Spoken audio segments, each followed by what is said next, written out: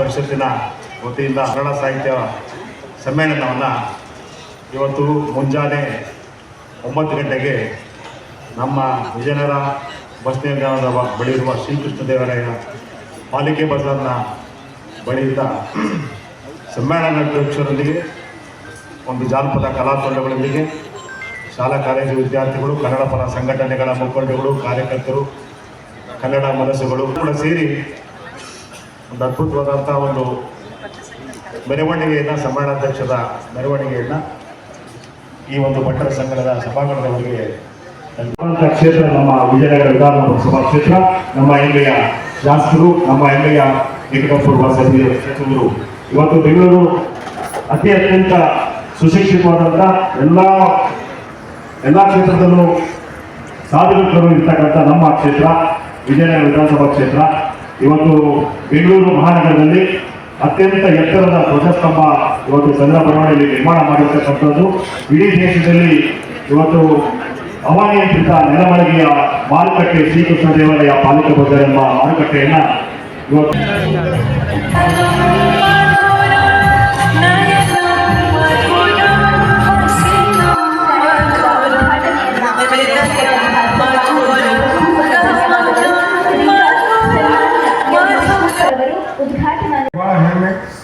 ಸಮ್ಮೇಳನದ ಅಧ್ಯಕ್ಷರಾಗಿ ಕನ್ನಡದ ಪರ ಚಟುವಟಿಕೆಗಳಲ್ಲಿ ಅತ್ಯಂತ ಸಕ್ರಿಯವಾಗಿ ಭಾಗವಹಿಸಿ ಕನ್ನಡದ ಕಾಳಜಿಯನ್ನು ತೋರಿಸ್ತಾ ಇರುವಂತಹ ಶ್ರೀಮತಿ ಮಧುರಾ ಅಶೋಕ್ ಕುಮಾರ್ ಅವರು ಸರ್ವಾಧ್ಯಕ್ಷರಾಮ.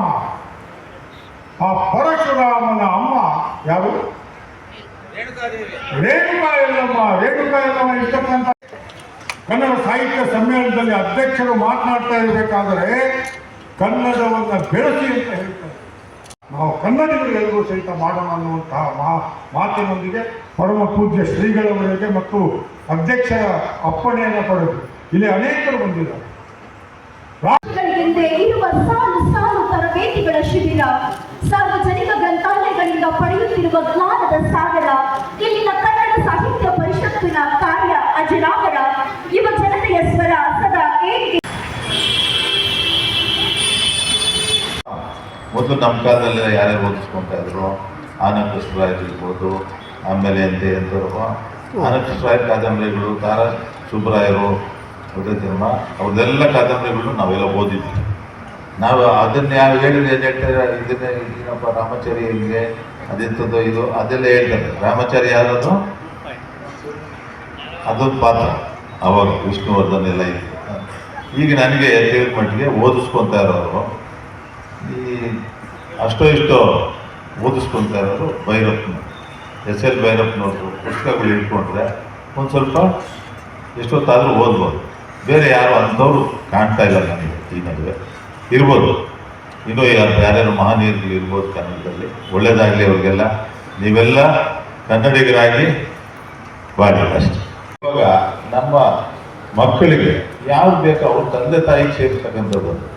ಕನ್ನಡದಲ್ಲಿ ಕಲಿಸ್ಬೇಕಾ, ತಮಿಳಲ್ಲಿ ಕಲಿಸ್ಬೇಕಾ, ಫ್ರೆಂಚಲ್ಲಿ ಕಲಿಸ್ಬೇಕಾ, ಜರ್ಮನ್ ಭಾಷೆಯಲ್ಲಿ ಕಲಿಸ್ಬೇಕಾ, ಯಾರಿಗೆ ಸೇರಿದದು? ಅವರ ತಂದೆ ತಾಯಿಯಲ್ಲಿ. ನಾವು ಸೇರಿಸು ಅನ್ನೋದು ನಮ್ಮ ಮಕ್ಕಳನ್ನ ಬೇರೆ ಕಡೆ ಸೇರಿಸೋದಲ್ಲ, ಗೊತ್ತಾಯ್ತಾ? ಆದ್ದರಿಂದ ನಾವೆಲ್ಲ ಕನ್ನಡವನ್ನು ಉಳಿಸಿ ಬೆಳೆಸಿ, ಕೊನೆ ಪಕ್ಷ ನೀವು ಯಾವುದನ್ನ ಇಂಗ್ಲೀಷ್ ಮೀಡಿಯಮನ್ನು ಸೇರಿಸಿ, ಯಾವುದನ್ನು ಸೇರಿಸಿ ಮನೆಯಲ್ಲಿ ಕನ್ನಡವನ್ನು ಮಾತನಾಡುವಂಥ ಕೆಲಸ ಮಾಡಿಕೊಳ್ಳೋದು, ಅದನ್ನು ಆಗಿ ಕನ್ನಡವನ್ನು ಉಳಿಸಿ ಬೆಳೆಸುವಂಥ ಕೆಲಸ ನಾವು ಮಾಡಬೇಕು. ಇವತ್ತು ನೀವು ಇಂಥದೇ ಭಾಷೆ ಓದು ಅಂತ ಹೇಳಿದ್ದಕ್ಕೆ ನಮಗೆ ಯಾರಿಗೂ, ಯಾಕೆಂದರೆ ತಂದೆ ತಾಯಿಯಲ್ಲಿರ್ತಕ್ಕಂಥ ಹಕ್ಕದು, ಅದು ಸುಪ್ರೀಂ ಕೋರ್ಟು ಹೇಳಿದೆ. ಗೊತ್ತಾಯ್ತು? ಈ ರೀತಿ ನಾವು ಕನ್ನಡ ಸಾಹಿತ್ಯ ಸಮ್ಮೇಳನವನ್ನು, ಈಗ ಸಾಹಿತ್ಯ ಸಮ್ಮೇಳನ ಅಂದರೆ ಏನಪ್ಪ, ಯಾರ್ಯಾರು ಎಲ್ಲೆಲ್ಲಿ ಯಾವ್ಯಾವ್ದು ಓದಿದ್ದಾರೆ? ಕುವೆಂಪು ಅವ್ರನ್ನ ಯಾರ್ಯಾರು ಓದ್ಕೊಂಡವ್ರೆ? ಮಾಸ್ತಿ ವೆಂಕಟೇಶ ಅಯ್ಯಂಗಾರ್ ಅವರ ಮುಖ್ಯ